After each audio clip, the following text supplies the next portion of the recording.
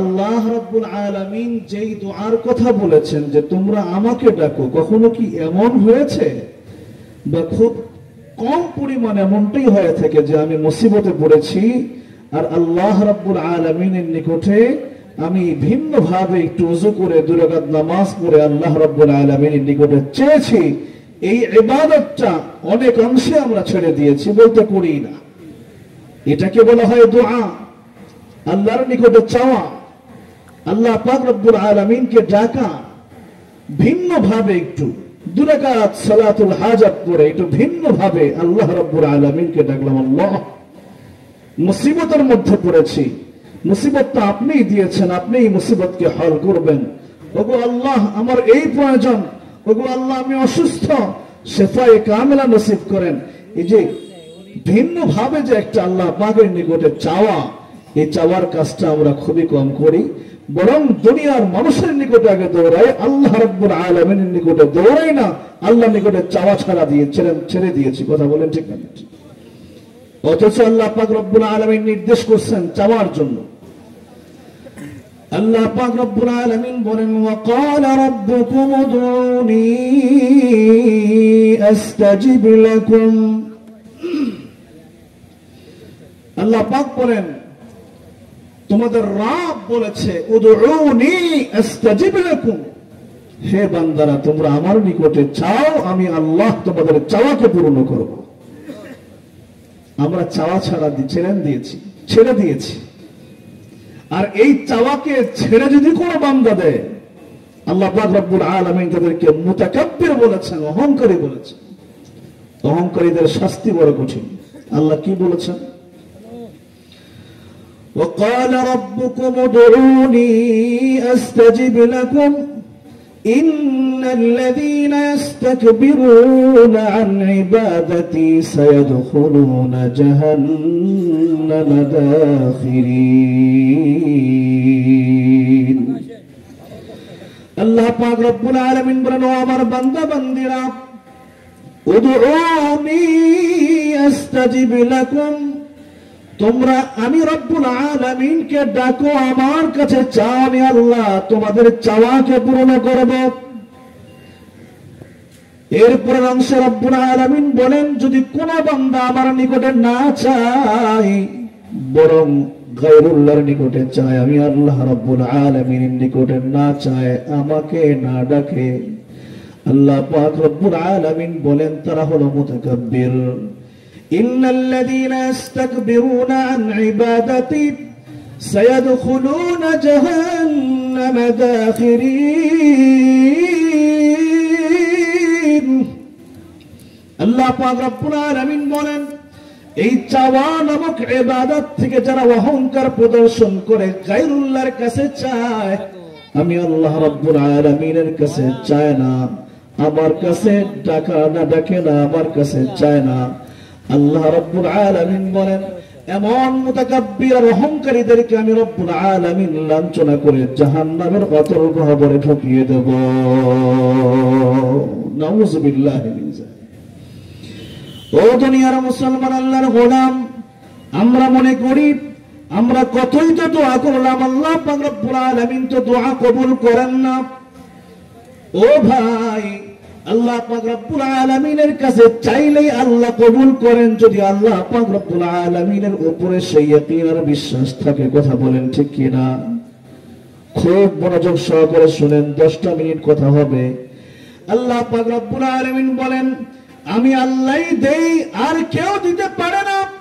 এমন ইয়াকিন আর বিশ্বাস নিয়ে যদি কোন বান্দা আমি রব্বুল আলামিনের কাছে চায়, আমি আল্লাহ রাব্বুল আলামিন তাকে অবশ্যই দেই। কথা বলেন ঠিক না বেঠিক?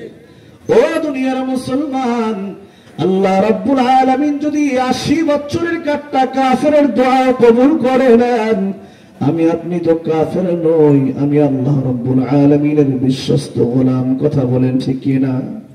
আল্লাহ রাব্বুল আলামিন বুঝে আমার আপনারা ডাক শুনবেন না, এটা হতে পারে না। কথা বলেন না কেন?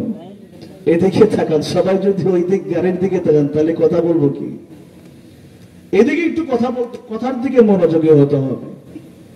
যদিও আমি এই পরিবেশে কথা বলার জন্য একেবারেই প্রস্তুত ছিলাম না, হুজুরের নির্দেশ উঠেছে এখানে, কিন্তু আপনারা গাড়ির দিকে তাকায় থাকেন না, মেহরবানি করে একটু অল্প সময়ের জন্য। বলতেছিলাম, আল্লাহ যদি একজন মুশরিকের দোয়া কবুল করতে পারেন, তা আমি আপনি তো মুশরিক নই, আমি আপনি তো কাফের নই, তাহলে আমার দোয়া কেন কবুল হবে না? এটা প্রশ্ন। আল্লাহ সুবহানাহু ওয়া তাআলা বলেন, আমি দেই, আমি তোমার সমস্ত সমস্যাকে সমাধান করি। এই বিশ্বাস নিয়ে যদি এখনো তুমি আমাকে ডাকো, আমি রব তোমার ডাকে সাড়া দিয়ে দেব। হ্যাঁ, কিন্তু আমাদের বিশ্বাস নেই, ইয়াকিন নেই, হারিয়ে ফেলেছি সেই ঈমান। আল্লাহর নিকটে চাওয়ার মতো চাইতেও পারি না, সেই বিশ্বাস নিয়েও চাই না। থানভী রাহমাতুল্লাহি আলাইহি ঘটনা লিখছেন, যদিও ঘটনা খুব প্রসিদ্ধ, বোঝার জন্য বড় সহজ। 80 বছরের একজন কাট্টা কাফের প্রত্যেক দিন পাহাড়ের চূড়ায় উঠে একটা মূর্তিকে সামনে রেখে সেই মূর্তির জিকির করে আর মূর্তিকে ডাকে সনম সনম সনম। সনম বলা হয় আরবিতে, হলো সনম মানে হলো মূর্তি। একদম সামনে রেখে একদম 1-1.5 হাত সামনের মধ্যে মূর্তিটাকে বসাইয়া মূর্তিকে ডাকতে থাকে আর মূর্তির জিকির জপে সনম সনম সনম। 80 বছরের একজন কাট্টা কাফের 1 বছর 2 বছর এমন করে ডাকে না, বরং থানভী লেখেন 12টা বছর পর্যন্ত এইভাবে ডাকতে থাকে ডাকতে থাকে। ও দুনিয়ার মুসলমান, আল্লাহর গোলাম, আরবিতে সনম শব্দের অর্থ হলো মূর্তি। এই সনম শব্দের পাশাপাশি একটা শব্দ আছে আল্লাহ পাক রব্বুল আলামিনের পবিত্র নাম সামাদ। কি নাম? কুল হুয়াল্লাহু আহাদ আল্লাহুস সামাদ লাম ইয়ালিদ ওয়া লাম ইউলাদ ওয়া লাম ইয়াকুল লাহু কুফুয়ান আহাদ। আল্লাহু আকবার, জোরে বলেন। আল্লাহ পাক রব্বুল আলামিনের নাম সামাদ খুব ভালো করে বোঝেন। এই কাফের সামনে মূর্তিটাকে রেখে সালাম সালাম সালাম সালামের জিকির করে। 1 বছর নয়, 2 বছর নয়, 12টা বছর পর্যন্ত সালামের জিকির করছে। হঠাৎ করে একদিনের ঘটনা, তার চোখটা একটু লেগে যায়, তন্দ্রার ভাব হয়ে যায়, তন্দ্রাচ্ছন্ন হয়ে যায়, ঝিমানি শুরু হয়ে গেছে। সনম সনম বলতে বলতে তন্দ্রাচ্ছন্ন হয়ে যায়। আল্লামা থানভী লেখেন, যখন তন্দ্রাচ্ছন্ন হয়ে গেছে, হঠাৎ করে স্লিপ অফ টান হয়ে তার জিহ্বাটা ফসকে গিয়ে সনমের জায়গায় আল্লাহর কুদরতি নাম সামাদ শব্দ তার জবান থেকে বের হয়ে গেছে।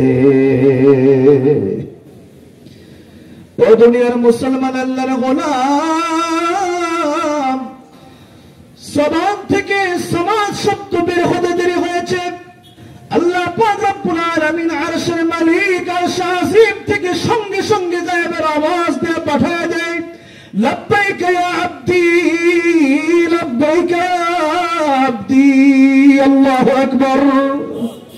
আল্লাহ পাক রব্বুল আলামিন ডাক দিয়ে বলো, আমার কাফের গোলাম, তোর ডাকের অপেক্ষায় ছিলাম, বল তুই কি চাস। আমি আল্লাহ রাব্বুল আলামিন তোর দরবারে হাজির হয়ে গেছি। আল্লাহ পাক রব্বুল আলামিন যখন এই আওয়াজ পাঠিয়ে দেয়, এই 80 বছরের কাট্টা কাফের সঙ্গে সঙ্গে আল্লাহ পাক রব্বুল আলামিনকে ডাক দিয়ে বলে, আল্লাহ, 1 বছর নয়, 2 বছর নয়, 12টা বছর পর্যন্ত মূর্তিটাকে সামনে রেখে সনম সনমের পূজা করলাম, কিন্তু একটা মুহূর্তের জন্য এত কাছ থেকেও কখনো আমার ডাকে সাড়া দেয় নাই। ওগো মালিক, ইচ্ছা করে ডাকি নাই, মন থেকেও তোমাকে ডাকি নাই, জবানটা ফসকে গিয়ে ভুল ক্রমে তন্দ্রাচ্ছন্ন হয়ে তোমার সবার শব্দ বের হয়ে গেছে। ওগো আল্লাহ,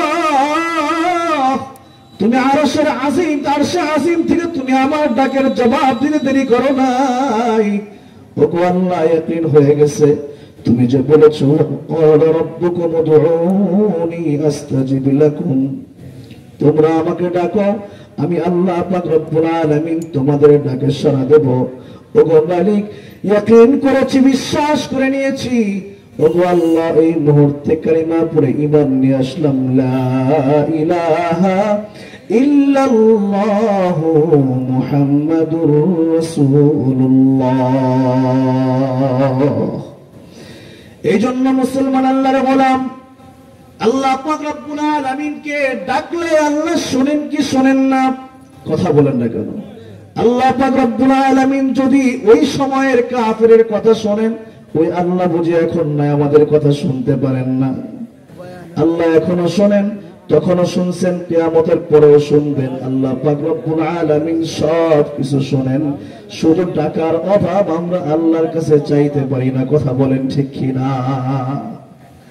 আল্লাহ পাক রব্বুল আলামিনের নিকটে চাওয়ার একটু আদত পয়দা করি, ইনশাআল্লাহ অভ্যাস পয়দা করি। আল্লাহর কাছে চাইতে হবে। দুনিয়ার যত জনের কাছে আমরা ঘোরাফেরা করি না কেন, চেয়ারম্যান বলেন, এমপি বলেন, মিনিস্টার বলেন, যাই বলি না কেন, সব দুনিয়া আল্লাহ বলে আগে আমার কাছে না চাওয়া পর্যন্ত আমি আল্লাহ দেই না। চাইতে হবে।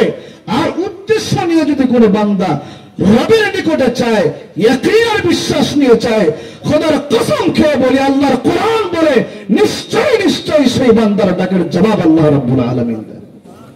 আল্লাহ সুবহানাহু ওয়া তাআলা আমাদের সকলকে ওই মাওলার ডাকের ইবাদতের তৌফিক নসিব করেন। জোরে বলেন আল্লাহুম্মা আমিন। হ্যাঁ, দোয়া করার কথা আল্লাহ পাক নির্দেশ করেছেন, নামাজের নির্দেশ করেছেন, দোয়ার নির্দেশ করেছেন। উদউনি আস্তাজিব লাকুম, এটা আল্লাহর ওয়াদা। আমাকে ডাকো, নিশ্চয় আমি আল্লাহ তোমার ডাকে সাড়া দেব। ইয়াকিন আছে তো আমাদের ইনশাআল্লাহ? বিশ্বাস আছে তো ইনশাআল্লাহ? আল্লাহ সুবহানাহু ওয়া তাআলা আমাদেরকে সেই ইয়াকিনের উপরে, সেই ইয়াকিন নিয়ে আল্লাহ রাব্বুল আলামিনকে ডাকার তৌফিক দান করেন। কোনো কিছুর প্রয়োজন হলে আমরা আল্লাহর কাছে চাই, ইনশাআল্লাহ আল্লাহ সে দোয়া কবুল করবেন। ইজ্জতের সাথে, মুহাব্বতের সাথে, আল্লাহর ভক্তি এবং ভালোবাসা নিয়ে, ইয়াকিনের সাথে আল্লাহ রাব্বুল আলামিনকে আমরা ডাকবো, আল্লাহর কাছে চাইবো। ইনশাআল্লাহুল আজিজ আল্লাহ আমাদের সকলের চাওয়াকে পূর্ণ করবেন। আল্লাহ সুবহানাহু ওয়া তাআলা আমাদের সকলকে কবুল করেন, তৌফিক দান করেন, আমাদের আমলগুলোকে আল্লাহ কবুল করেন। নাসরুম মিনাল্লাহি ওয়া ফাতহুন করিব। আসসালামু আলাইকুম ওয়া রাহমাতুল্লাহি ওয়া বারাকাতুহু।